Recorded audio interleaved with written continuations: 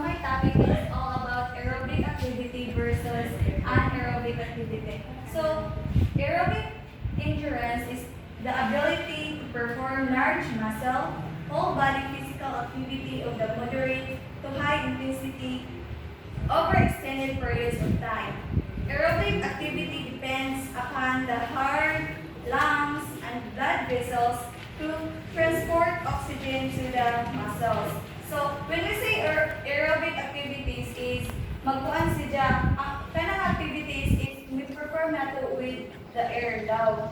While ang anaerobic activity is anaerobic exercise refers to the high intensity exercise like all out sprinting or very heavy weight lifting. So after 90 seconds, you begin gasping for air and you feel a burning sensation in your lungs. So, kuan daw, after 90 seconds daw, if ang purpose daw sa anaerobic is, kanang bitang, ang isa pala is kanang basketball, like that daw, baseball. Next, ate. At saka, hinayin niyo ang video. So, mao ni ang example. Sa aerobic activities, madan for at least 30 minutes continuously in your target heart rate zone. So, mao ni bicycling, swimming cross, steep aerobics, rowing, rollerblading, runner or jogging o power walking. Well, ang sa anaerobic activities, the example is mo itong gingon. Like tennis, basketball, football, golf, baseball, softball, volleyball, o ping pong.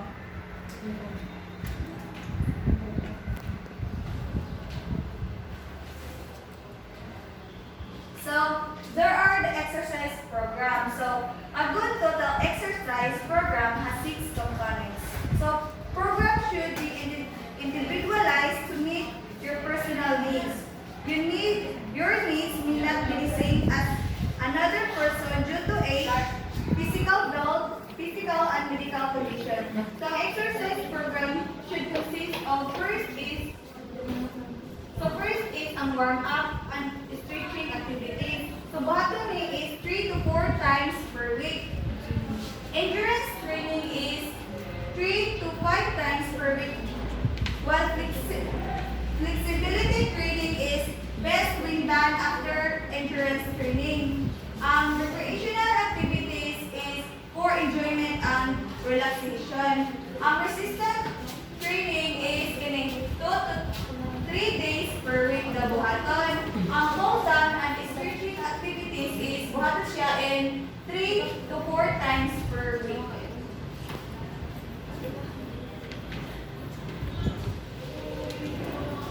So, target heart rate or THR. This training zone you should work out. It is important to train in your zone in order to allow for the greatest benefit possible. By training in your zone, you should be able to sustain the workout for a longer period of time.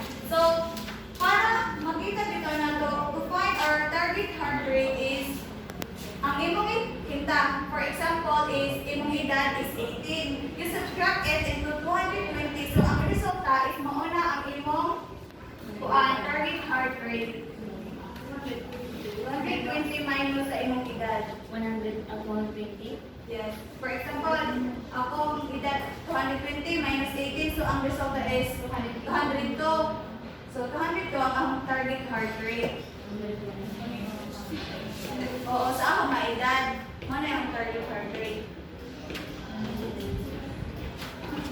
Ang step to sub is, para makita dito na ito, ang long end of target sa atong range is, for example, di ba 202 ang resulta sa kuan? So, 202, i-times din mo siya sa 60% or 85%. Depende sa kuan. Depende daw sa what intensity you work out. For example, 60%, 202 times 200, 0.60 is equals to 171? 102? So, Sa lang exercise.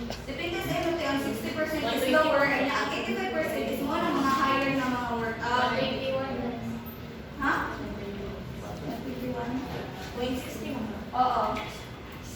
O, 121.2. So, mauna ang beats na ako per minute sa akong mga edad. Ang ana ko daw, kuha sa yung direct heart rate. So, second is the resting heart rate or RHR. So, the number of times your heart beats in 1 minute while at rest. A good indicator of your general fitness level. The best time to find your RHR is before you get out of bed in the morning. So, sa resting heart rate is, ang best time daw para makita dito nato siya is before daw ka mo bakod sa bed. One, count your heart rate for 15 seconds and multiply by 4 or count your heart rate for entire minute. So, pwede po mo siya ma-count siya in 15 seconds niya, i-times 4 mo siya mo na result. Example, 10 times 4 so 14. So, lower na siya. Kaya ang normal is 60 to 80 ganyan. Okay. So, next is, so maximum heart rate, the highest heart rate value attainable during an all-out effort to the point of exhaustion. So, mga ginagawa siya sa target heart rate, imot na dyan kung isa-strap ang imong edad for 120 para makita mo ang maximum heart rate. So, recovery heart rate. Recovery heart rate is the heart's ability to return to a normal heart rate after exercise. A quick recovery time indicates a high level of fitness.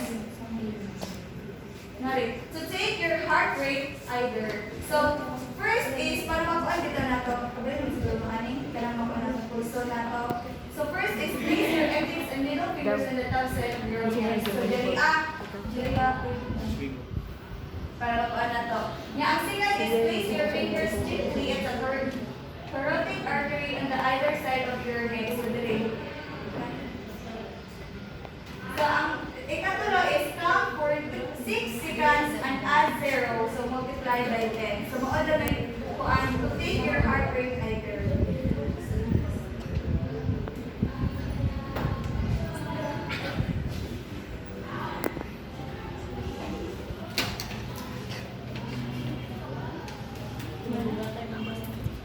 So, blood pressure. So, the blood pressure is circulated by the blood against the walls of blood vessels.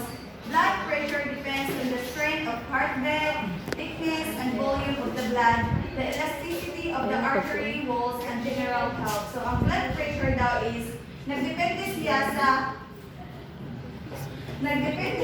sa kalibang sa imong heart, sa imong thickness, or kadaghanan sa imong dugo. So, sometimes blood pressure is measured for a quick evaluation of a person's health.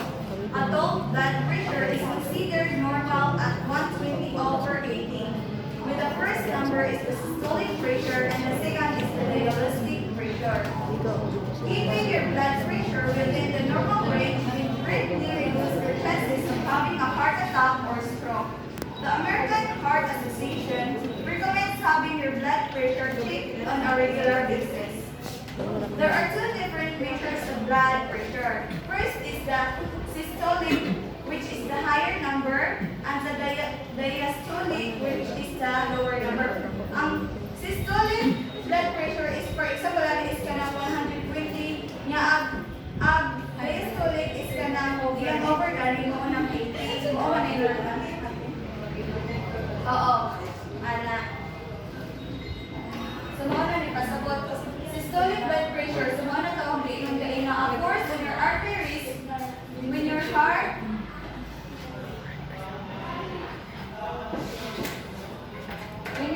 contracts, forcing a large volume of blood into your arteries, while the diastolic blood pressure is the measure of the force in the arteries when the ventricles are relaxed and your heart is filling with blood. So next is the hypertension. When we say hypertension, it is the high blood pressure, occurs when pressure needed to circulate blood throughout the body increases above 140 to 90. Mo na ni mga high blood needed tawag mo na hypertension. So high blood pressure generally has no symptoms but has serious and harmful effects on many organs of the body. It is important to have your blood regularly. Hypertension is dangerous because it causes your heart and arteries to work harder than normal for a long period of time. This could lead to the heart getting larger.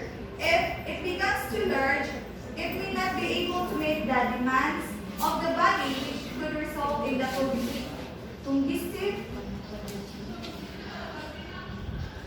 heart failure. So, hypertension also speeds up the process of atherosclerosis or narrowing of the arteries. Atherosclerosis can cause stroke, heart attack, or kidney failure. Factors that increase the risk of developing high blood pressure are family history, increasing age, obesity, alcohol consumption, salt sensitivity, and oral contraceptives. So to help control blood pressure, you can eat a balanced diet, avoid excess salt and dietary fats, exercise regularly, control your weight, don't smoke, effectively deal with stress, and consume alcohol in moderation. So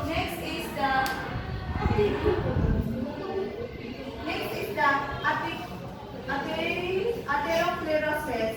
So when we say atherosclerosis, it is the progressive narrowing of the arteries.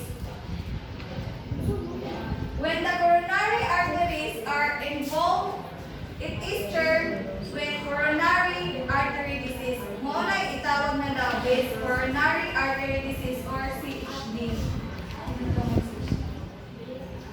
So the risk factors for CHD or coronary artery disease is cigarette smoking, obesity, physical inactivity, hypertension, high cholesterol, diabetes, mellitus, age, and family history.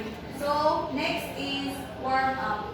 Warm up, a period of mild exercise that increases circulation and gets the body ready for the rigorous exercise. Improves the flexibility and prevents injury. So warm-up time should be about 5 to 10 minutes. Pacing. So pacing is the ability to run an exact time for a specific distance when training for cardiovascular endurance. Next is the recovery time. So recovery time is one must allow recovery days for the body to rebuild itself after intense workout.